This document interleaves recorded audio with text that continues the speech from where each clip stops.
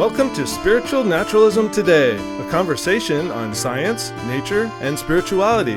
Our program is sponsored by the Spiritual Naturalist Society with host Daniel Strain.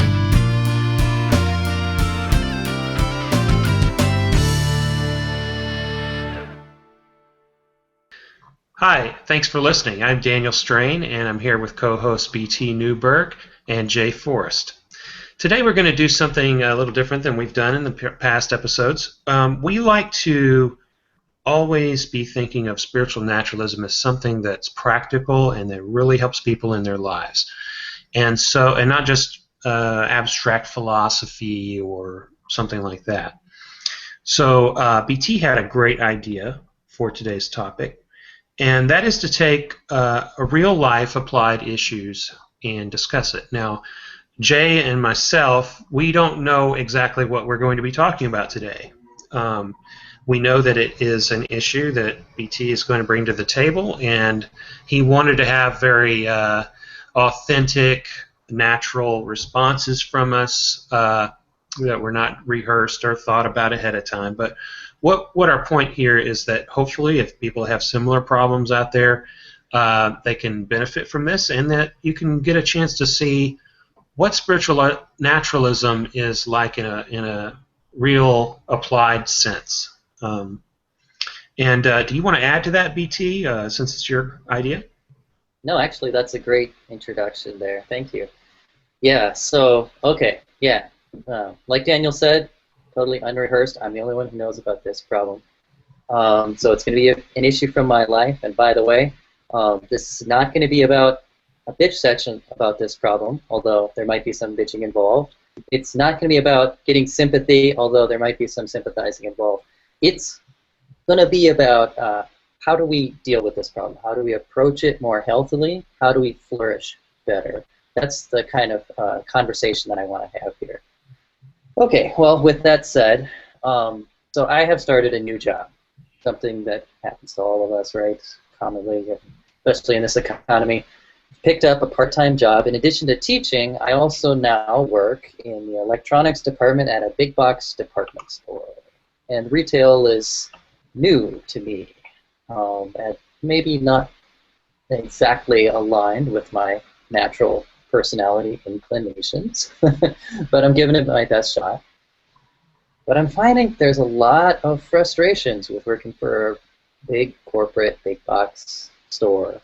So just a few examples. For example, the training that I was given was very disorganized. Like, nobody seems to know who has told me what. And that's the same with other people who have come on since me, new guys. Nobody knows who has told what to the new guy. So nobody knows, like, as a new guy, you're really not kept up on. You don't know what you don't know. So you basically can only learn by making mistakes, screwing up, and then being told, yeah, that's not what you're supposed to do. And even after 3 months, I'm still finding out like major things I was supposed to be doing all this time. So that's a bit frustrating. Another example is this particular store. They keep track of customer feedback. They call it a vibe score. Like, you're supposed to be giving out good vibes all the time to the customers.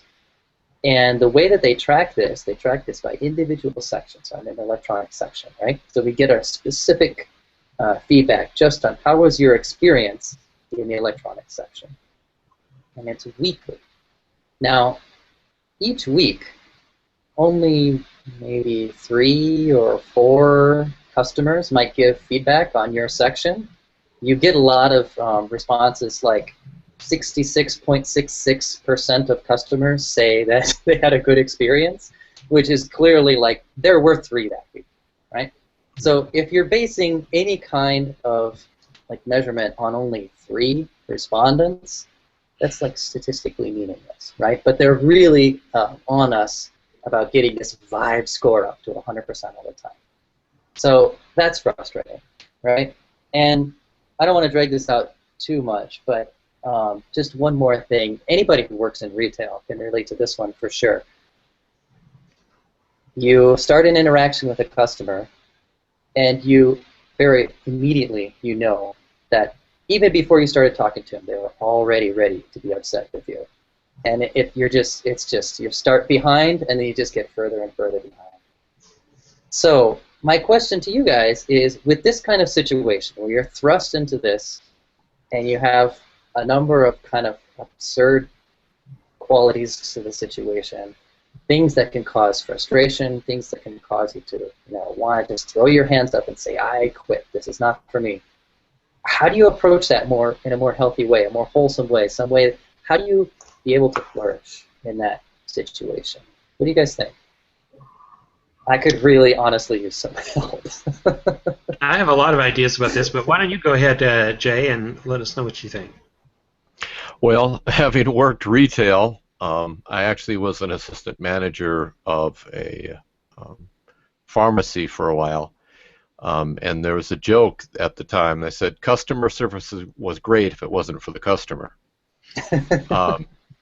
The problem is they of course have organizational problems. Anytime you have the big box store, a lot of the details get lost in just the size of the thing. There's some. It really does depend upon the store manager on how well it's implemented. A lot of them will do like what's called quality assurance, where they actually will go through and make sure that the training is up to par. They'll actually, when a trainee goes through the training, at a certain point, the trainee will be set aside, and then they will evaluate to see how well the training was, and then make improvements. And that's what the whole idea of continual improvement is. Unfortunately, you get into these large stores, any of the big box stores, and that's easily dropped just because of the pressure. And being hired recently, of course, one of the difficulties is the Christmas rush. That's right.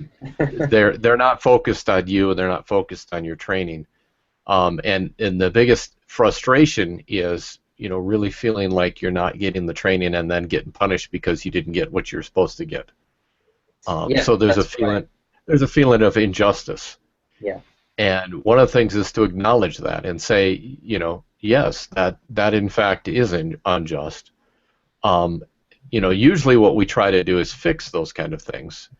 The difficulty in those kind of situations is we also feel like we're not empowered to do that. So I don't know if you are empowered at all to give feedback on the training you get to higher management or not, but that's one way to feel to right a wrong, if you will, to make the feeling of injustice just is to go through the channels and see, in fact, whether there's some way to let the grievance know. The other is to buddy up. Find yourself somebody who actually is skilled in the department, who's doing your position. If that's not possible, obviously this isn't going to work. But if you can mirror that person, find out what they're doing, ask questions of them, that has helped me in the past when I've gotten into a situation where the training, and honestly, training to me should be top priority, because what you put in and invest in your employees is what you're going to get out. But I find a lot of the companies lose sight of that. I currently work for a company that the training is horrendous. But I also know that in this particular industry that this is common. Training is kind of on the job, on the fly. You learn as you go. So your experience is not uncommon. That's the first thing to give you some hope that they're not. This isn't one place in the whole United States where management is disorganized. Yeah. I mean, it helps you, just like you were laughing. It helps you to laugh, realize, yeah, I'm not alone, and that will help. Now, how do you deal with those issues? Well, you've got the kinetics of it. That is, you've got the things that do or not do within the store. Like asking, monitoring or mirroring somebody who actually is doing the job and has done it for a while. Seeing if you can go, in fact, talk to higher ups to go through a grievance process of some kind, or some kind of a, hey, training really needs to be improved because I really wanted to do this job and I didn't feel like I was given the tools. Those are things that you can actually do. But a lot of this actually goes on inside.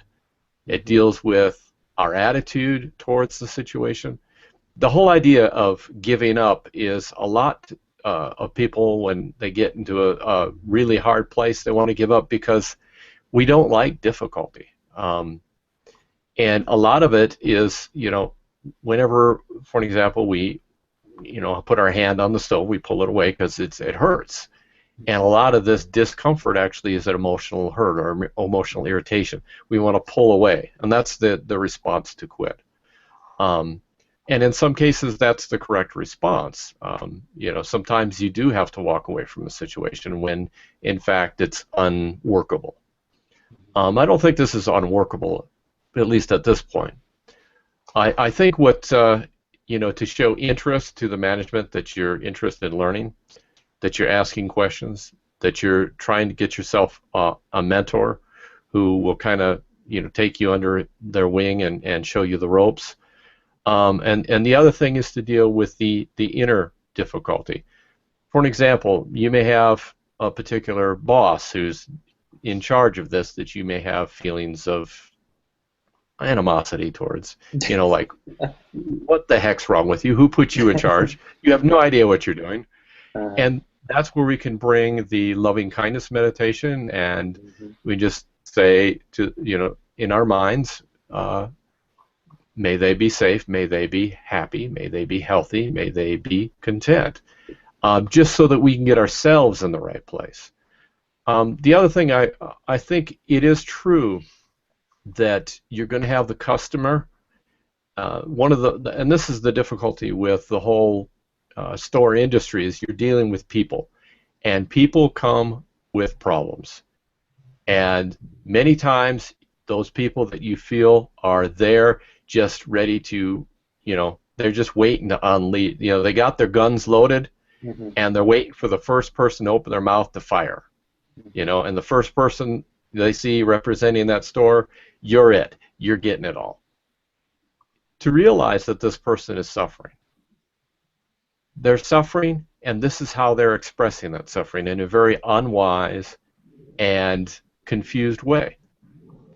And to, instead of getting to the place of trying to defend, get in the place to try to understand. Get into the place of, all right, you may not be able to counsel them in such a setting, but maybe you can offer them empathy, sympathy, understand, and one of the fastest ways to derail a very angry customer is, I'm sorry, I understand that, yes, let's see what we can do to fix this.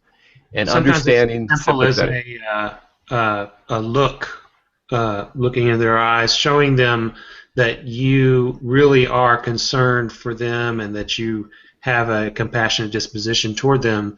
And then I often like to try repeating back what I am hearing from them. So when they hear it coming out of your mouth, they hear something like, oh, I see, you've been looking everywhere, and it's not, obviously it looks like it would be here, and it should be here, you would think, but it's not, or something like that. When they hear you repeating what they think back to them, then I think they feel a lot better at that point. Yeah. Sorry.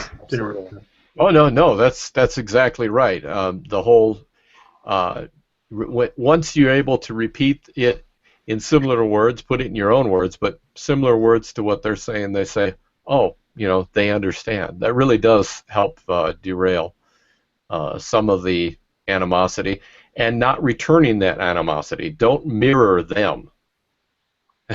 It's really easy to mirror them, because if you walk into a room and somebody's already had an argument in the room, you're going to feel the tension in the room, even though nobody's saying anything.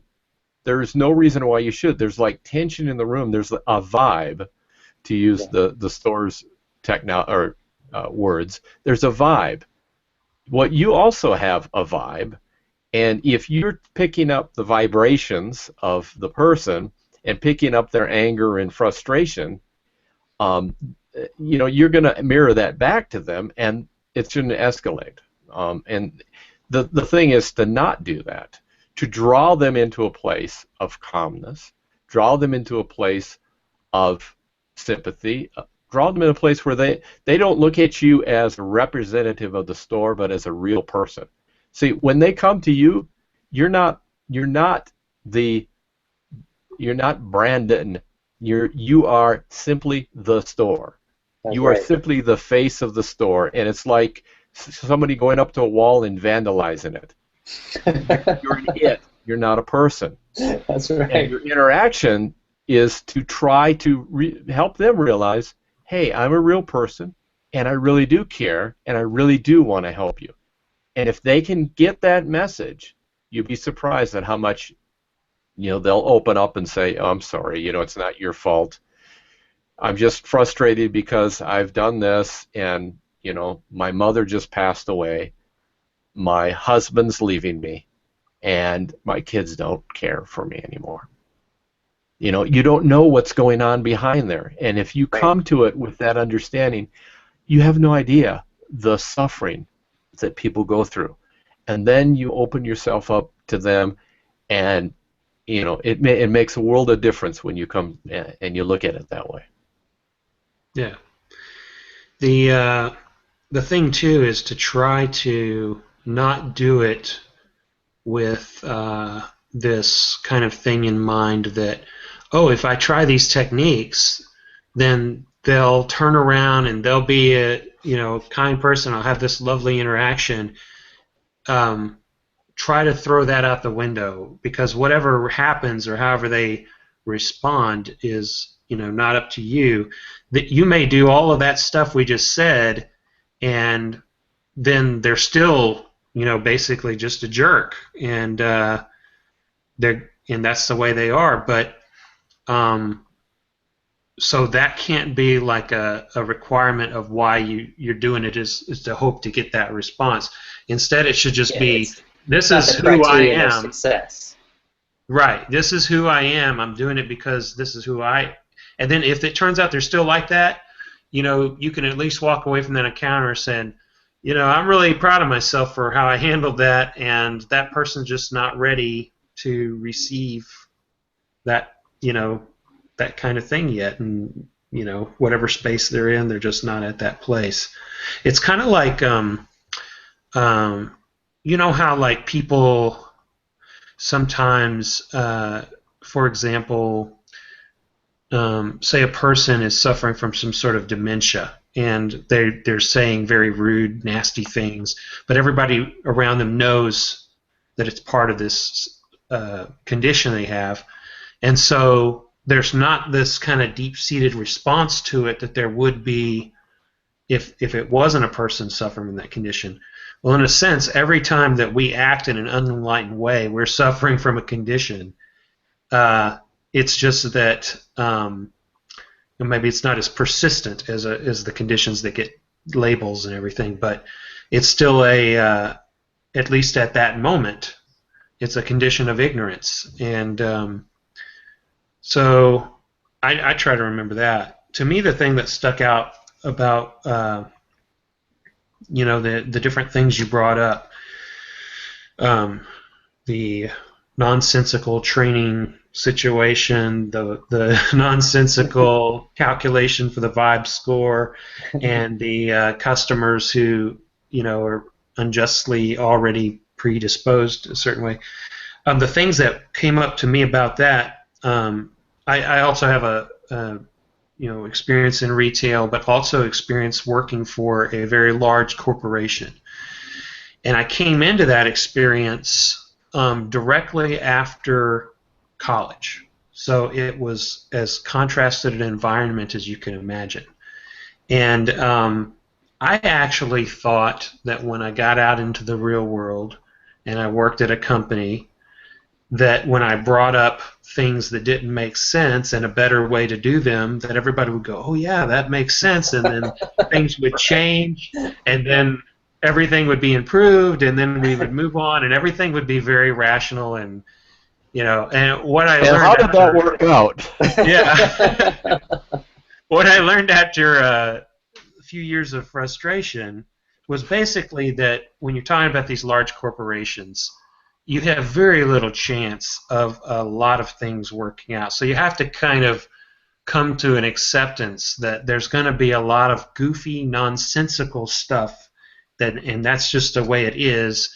And then you can try to make improvements where you can and do your part and everything, but all in all, it is a very great applied lesson in Stoicism, what is outside of your control. And because there's so much that is.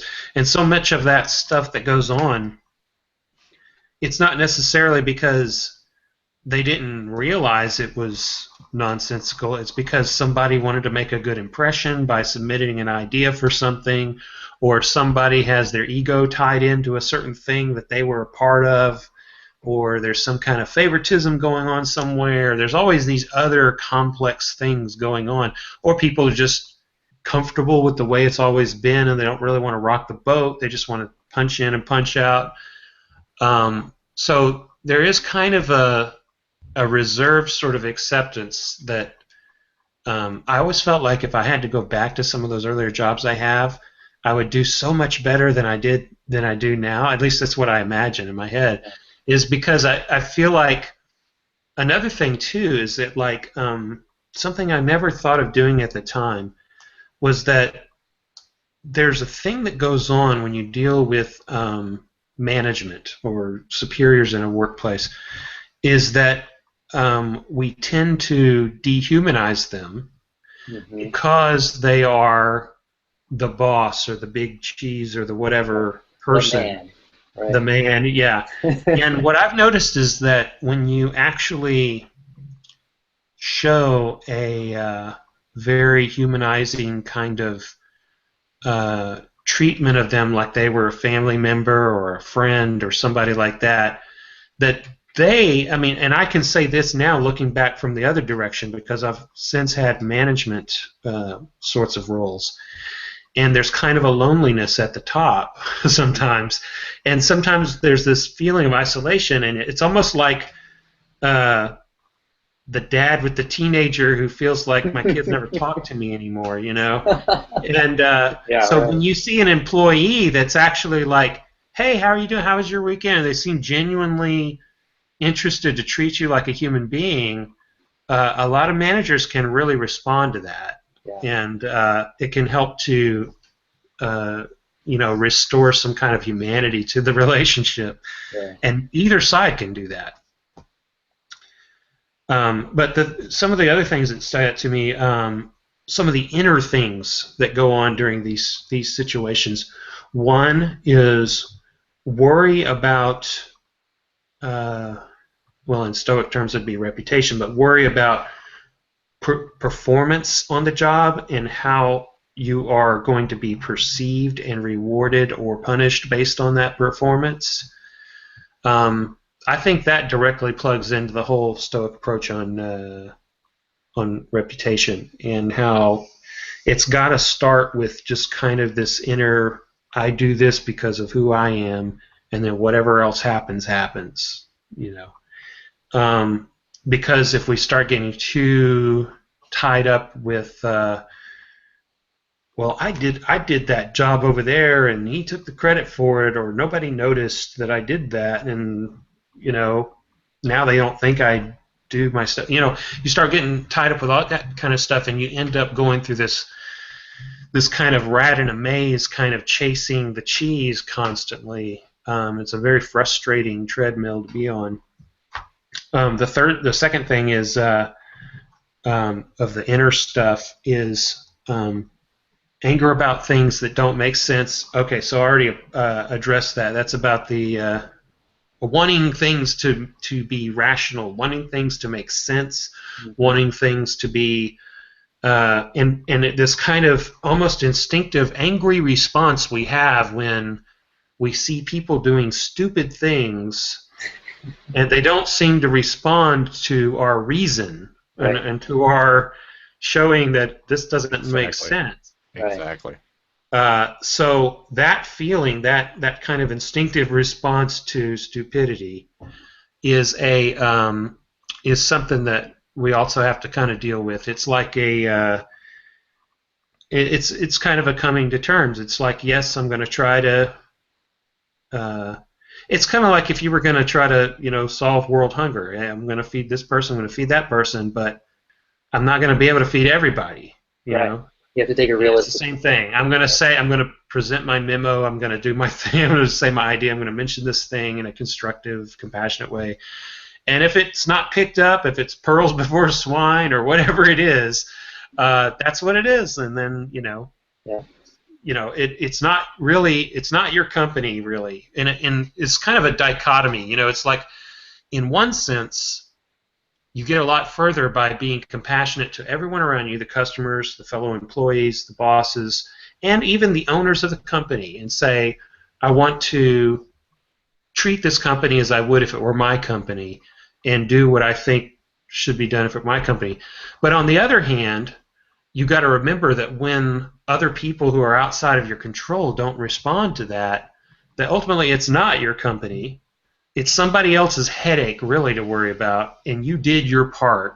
And if they're not responding, then that means they're willing to live with it being that way. Exactly. And meanwhile, you've got your real life you can go home to, and other projects that you're working on that are your projects. And Yeah, don't own more of a headache than you actually have. yeah, unless you're getting equitable profit sharing, don't own the company. There you go. Good luck on that. Yeah. And so then the third thing is hurt about misdirected anger coming from others. Right. Or whether it's anger or some other kind of negative treatment. That's the customer that's already ready to do something, at the boss that's already ready to be grouchy no matter what. And for that, I just try to just say, okay, what if this was, because we do tend to excuse bad behavior when it comes to people that we love, or people that we know really well, or we know the circumstances they're in, and so on and so forth. So I think, it sounds bad to say excuse bad behavior, but in a sense, try to cut them the same break you would if they were a family member. Mm-hmm. And in a way, you kind of laugh off a lot of things when your best friend comes in going, "What the hell do you want?" and stuff like that.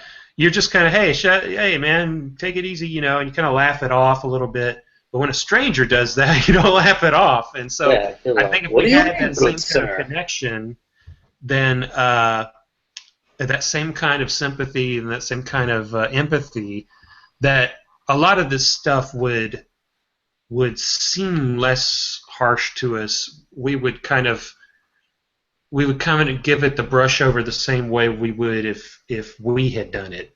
Well, you don't understand, I was having a bad day, and we kind of brush over our own stuff. Yep. You mentioned that in the course, in fact, I think. Yep. But anyway, those are the kind of things that stood out to me about that stuff. Easier said than done, of course. But I think if you could maybe bring up some of these things and some of these points in your meditations or in your maybe contemplations, whatever you want to call it, as reminders, and the mindfulness, staying mindful in the middle of these things, because you do the meditation and then you get up and you go to work, and then now all of a sudden this stuff's happening, you're kind of swept up in it.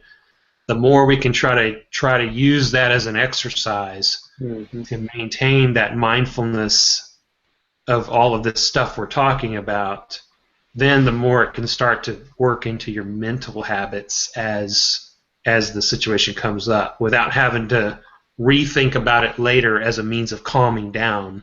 It just can eventually start to work its way in that kind of nucleus, so that there's never anything to calm down from eventually.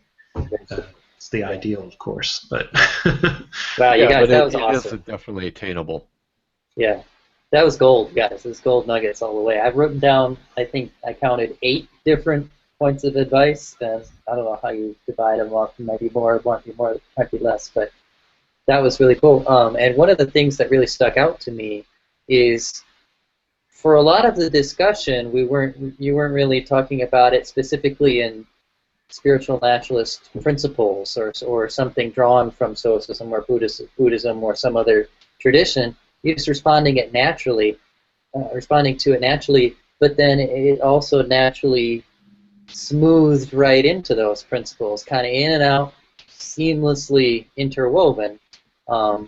In fact, some listeners might not have picked up on some of the principles you guys were referencing because you were talking about it in just daily, regular terms. So I think that's exactly what it's really like to live life as a spiritual naturalist. Your thought processes, your approach to life is informed by those principles, but not necessarily like you're picking out a principle in every moment and trying to see, abstractly how this applies.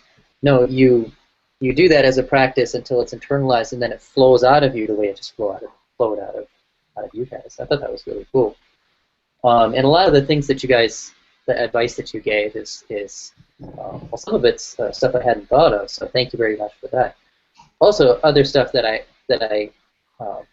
that's what I would have approached it as, or am approaching it as, actually. Like, for example, Daniel brought up, keeping in mind that how the customer responds is not up to you, but how I respond to the customer is up to me. I mean, that's a classic Stoic principle. That's like the core idea of Stoicism, of philosophy from ancient Greece. And that's given me a lot of strength during these last 3 months. That was really interesting, I thought. Also, the idea of mirroring the emotions of the customer, I thought was really cool. And what that reminds me of is something from one of my spiritual traditions in my background is that was paganism. So the mythologies of ancient Europe and other places is big to me, and it reminded me of a particular scene from a myth of Inanna, the goddess Inanna, who descends to the underworld, but then she gets stuck in the underworld because nobody leaves the underworld, and she's not the one in control down there. It's her sister Ereshkigal who says, "No, you can't leave the underworld. Nobody leaves the underworld." Right? Now, the mirroring part comes in how her buddies up in heaven try to get her out of the underworld. They send down these two little servant beings. I think they're actually like animated clods of clay, but it doesn't. Whatever it is, it doesn't matter. What's interesting is how they convince the sister Ereshkigal to let her out of the underworld. They go down and they see that Ereshkigal, who her whole life is in hell, the underworld, right? And her life is itself kind of an embodiment of hell. Her hell is that she is condemned for all eternity to suffer birth pangs without ever actually giving birth. So she's just always in labor, in that pain. And so they go down there and they see her, and she is crying out, "Oh, my insides, oh, my outsides." And how these little servants respond to her is they mirror her suffering. They start, like in a chorus to her suffering, they scream, "Oh, my insides, oh, my outsides." And then she responds to that. She notices that they're there. She starts interacting with them. And then they're like, "Hey, you think you can let Inanna out of the underworld?" She's like, "Oh, maybe, just for you." So that really encapsulates in a narrative form exactly the advice that you're talking about, that when the customer is bringing this kind of negative energy to the situation, sometimes rather than trying to fix the situation in a direct way, sometimes to mirror their emotions back. Yep.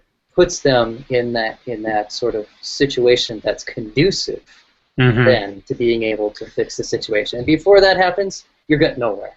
You're getting nowhere. Yeah, that's a great point. Is that the mirroring of emotions can be done in a positive and a negative way. I was going to bring up that when I worked at the large corporation that I worked at, it was a telephone company, and we had I worked in the art department, and we had a sales department upstairs, and so the salespeople would come down all the time trying to get art from the art department, and we had a system the way it was supposed to work, so there wouldn't be chaos, but the salespeople would apply their salespeopleness techniques to try to shyster the system and get around, get their stuff back earlier, and so they'd come down, basically in this kind of every time they came down, it was a different kind of tactic they would try to schmooze you over and all this stuff. Sometimes it would be, oh, the customer's going out of town and we got to have, and so apparently all the customers were going out of town all the time, and then different things like that. And so they would try to sweep you up in their urgency, to make you go, oh, and jump to it and go, oh, yeah, I see. And somebody joked about me one time. They said, like, you're just like a rock. They come in doing all this stuff, and you're just sitting there like this and deflect off of them. It would drive them crazy. They get mad because they said I didn't have a sense of urgency. I was like, okay, well, we got to put this in here. And I would just stay like, I would not get caught up in their little whirlwind that they were trying to You'd get be me stoic. Well, I didn't know it at the time, but they were that would really frustrate them, Oh, and yeah. now I think, okay, if I went back in that situation, I'd try to be compassionate, and I'd try to at least mirror a little bit of it and say, okay, I understand you're in a rush, but let's do this and do that.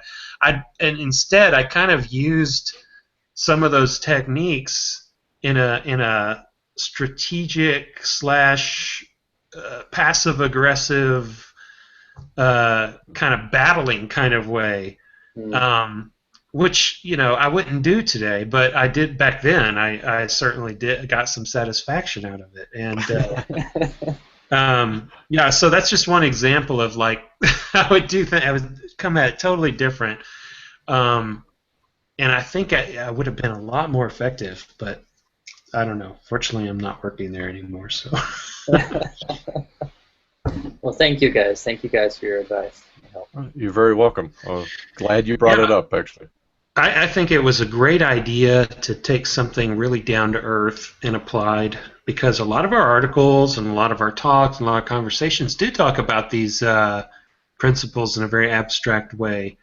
And in fact, one of the I was leading a meditation here locally, and following it was a Dharma discussion as usual.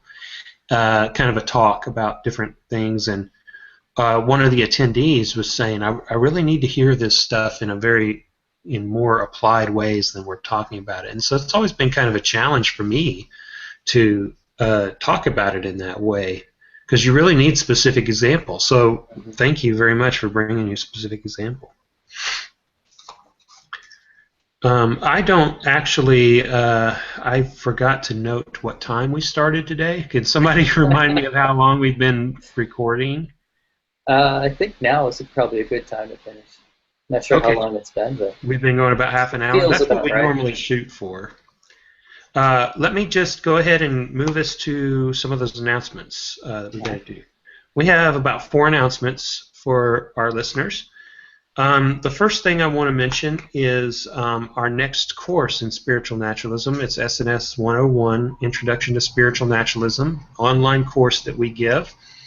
And BT, why don't you tell us the next date for those? the next session is going to be in January, starting Sunday, January 3rd, and finishing Sunday, January 31st. So it's 4 weeks.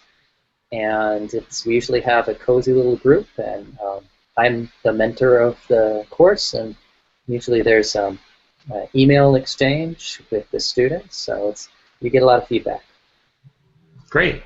So just go to our website, spiritualnaturalistsociety.org, and you can sign up for it there. You'll see a little sign for it in the lower right-hand corner.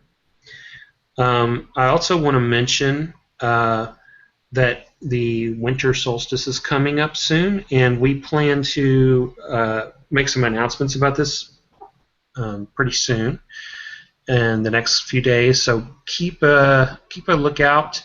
Sign up for our newsletter or check us out on Facebook. We'll be making announcements about it. And it's something that we want to, we'll have a little message. We're going to light some candles, and we want to get everybody on board so that everybody can take part in this together. So there'll be more details about that to follow. And then third thing, our membership/funds drive, our annual membership/funds drive is going to be starting on the 15th of December and going to the 15th of January. And during that time, we're going to be encouraging people to join as members or to make a donation. And if they do either in the, or actually if they become a member during that month, then they will get a free copy of our Year 2 anthology book, Exploring Spiritual Naturalism Year 2. So that's something else that you can do at the website. And we also invite you to help us with the drive by telling other people about the Spiritual Naturalist Society. You can tell them about this podcast. You can tell them about our website. Tell them to join. You can join as a supporting member if you want to get the book. Or we also have free memberships if people want to become a regular member. So then the fourth thing we had was that our co-host Jay Forrest has written a book and has it now available. Jay, why don't you tell everybody about that? Great. Thanks, BT and Brandon, Daniel. The book has just come out. It's called Practical Buddhism, Wisdom for Everyday Life. It's actually based on my podcast, and it's 115, very short, about 2 pages. Some of them are even less. And they're great for those that are busy, don't have time to actually be able to spend some time in thinking about spiritual practice and how to deal with life's issues. Matter of fact, one of the chapters in there is called "It Is What It Is," and it deals with accepting reality as it is and not trying to change it. It also has there's a festival Buddhists have. It's called Buddha Day, Vesak, and basically I've got the dates in there for the next 10 years. So, matter of fact, that's the only place I was able to find it. And so, yeah, you can get it at Amazon.com, and it's about $19.98 is what it goes for. So, get your copy today. Great, and you can also get that through the SNS Amazon shop. And if you get it through there, then part of that goes to help support our mission as well. So you can check that out on our website, the SNS shop, down near the bottom of the page, or just go directly to Amazon, if either way, however you prefer to do it. Okay, so I think that's it for today, and thank you everyone for listening.